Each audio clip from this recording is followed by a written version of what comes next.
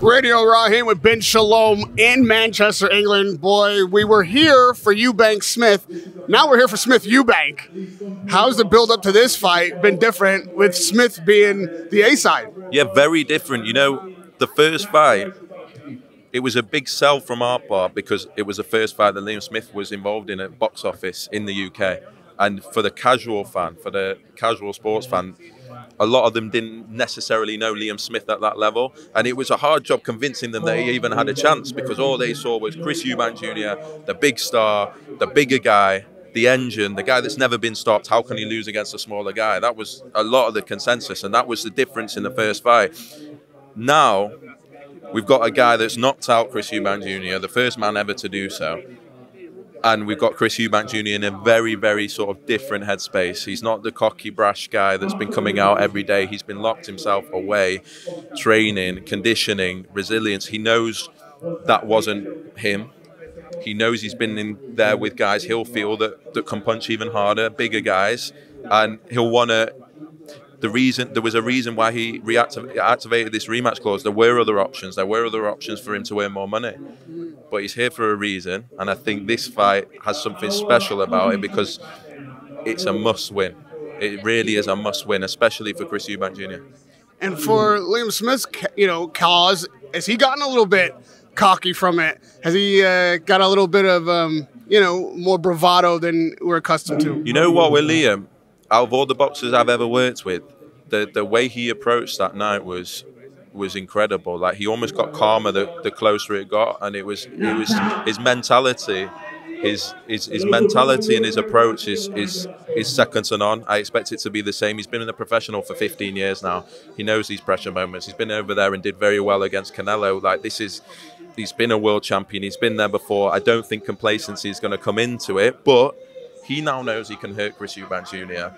Whether he knew it before or he said he knew it before, he now knows. And I think that's going to give him an extra edge. I think that's going to give him extra confidence and make him still the slight favourite, as I did the first time. But we are going to see, I believe, a different Eubank Jr., and it's whether Liam can cope with that. Boy, the saying one punch can change a fight.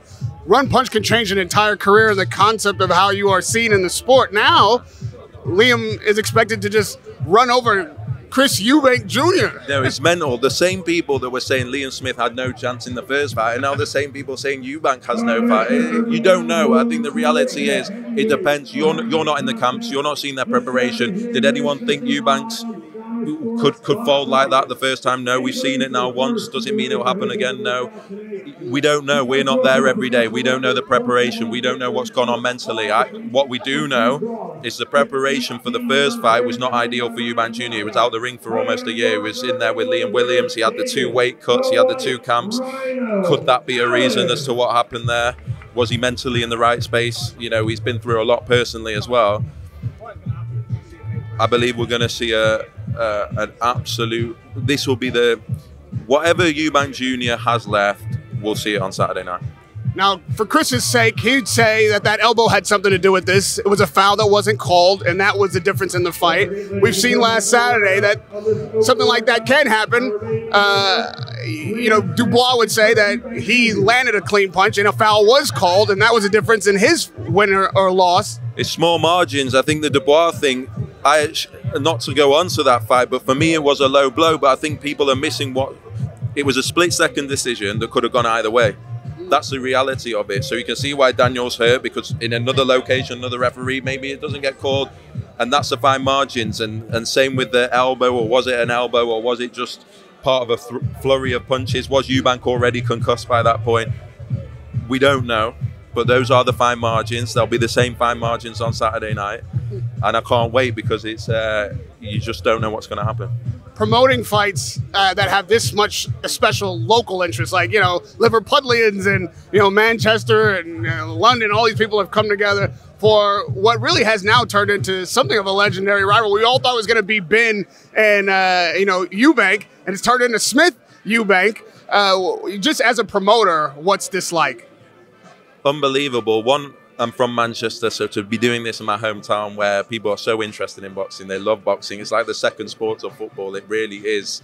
It really is on people's minds, and so you can feel it. But I think sometimes those rivalries come out of nowhere, and it's. I think Hey Bellew was similar. You know, you've got two contrasting characters that you never thought would be put together, then you can see the way that they clash, not just in the ring, but outside of the ring, the personalities, as you say, the localities. You only really get that in the UK. It's very, very tribal. The atmosphere in January was incredible.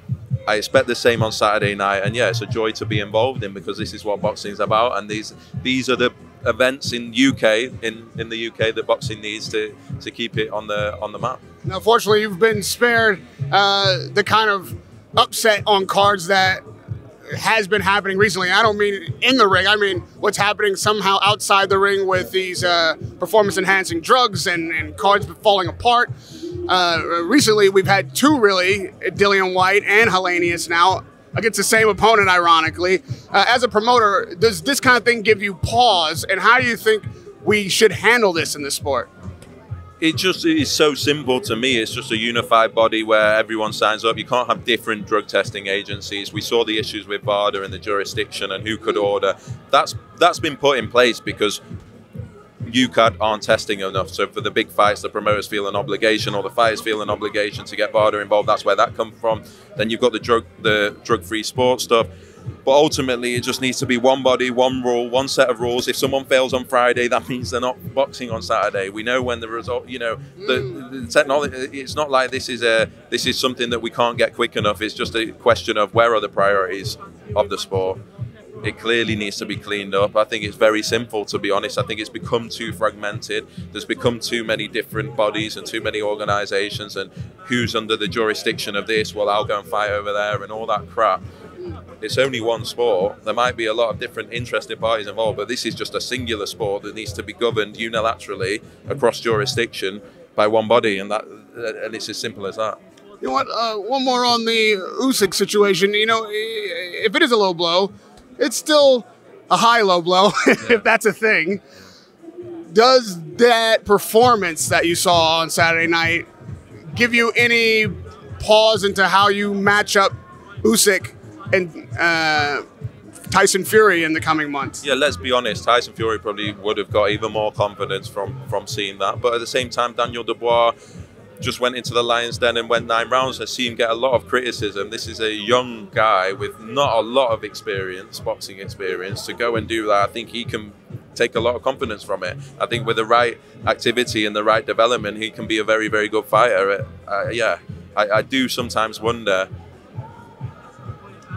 what's in a fan psyche to want to tear down fighters, and I felt sorry for Daniel on Saturday night. He could have become, on another day, with a different referee in a different location, whether it was the right decision or the wrong decision, he could have become a heavyweight world champion. But yeah, I think Tyson will look at that and think, yeah, he'll be very confident. As we reach the end of the year, what are you looking to put in the ring? What are the things that you're looking forward to putting before the fans? Look, we have 3 fights coming up. We got this one, September 2nd, one of the best cards we put on, obviously, Adam Azim and Fraser Clark and Florian Marcoux, all in massive fights for their careers. Mark Heffron's on there. Lauren Price is back after a difficult period for her personally. Michaela Mayer's over here with Natasha Jonas and Caroline Dubois, and Lauren Price as well in that welterweight scene. That's looking promising. Then September 30th, Caroline Dubois headlines for the first time with Vidal Riley, also stepping up against Nathan Corliss. Callum Simpson, also someone that will be headlining next year on that card. And then the big one at the O2 with Bawatsi Aziz, which is just for the real boxing fans, for the old school boxing fans. That is a serious fight. And another one where it's like credit to both guys for taking them. 2 British guys, 2 guys from South London, 2 guys that are going to put it all on the line. That's a huge card. So yeah, more to announce, but the next 3 cards for us, we're extremely excited about, and I can't wait for Saturday. What do you reckon with David Allen stepping in the ring, what they call his comeback? You know what? It is a risk, because you just don't know what David Allen is going to turn up, whether that's physically or mentally. But he looks in good shape. I spoke to Jamie Moore yesterday. He said Dave's saying he's in the best shape he's been in 5 years. The difference with Dave and Fraser is David Allen's been on the box office nights. He's been in the spotlight. He's been in those big shows. He knows what this is like. Fraser, this is his biggest profile fight today, whatever anyone says about it, and that's what will be interesting to see. Whether I believe Fraser needs to show that he's levels above this, and needs to show us what we expect from him. But it's a big fight. There's a lot of pressure on Fraser. And yeah, David Allen we know is a good fighter, and if he comes in and he's prepared well, it's going to be a hell of a fight. He says he wants to slug it out in the middle of the ring, no stepping back. Does that give you any concern really for his well-being? Listen, he would not be in the ring right now were it not for the board, the medicals, speaking to him, speaking to Jamie Moore, Nigel Travis, who have been in the game a long time. This guy's ready. This guy's prepared. He's been in this game before. He's fit. He's mentally in a different place, and he wants the opportunity. He's going to earn great money on Saturday night. And yeah, I'm looking forward to it. We're ready. As we see in the ring behind, everybody seems prepared to perform. Everybody's come out to show us what they've got, and on Saturday night, we will see these guys clash. Always a pleasure to come to a boxer event to see these guys do their best and perform in front of the fans, to talk to you, one of my favorite promoters of all time. Radio Rahim with Ben Shalom.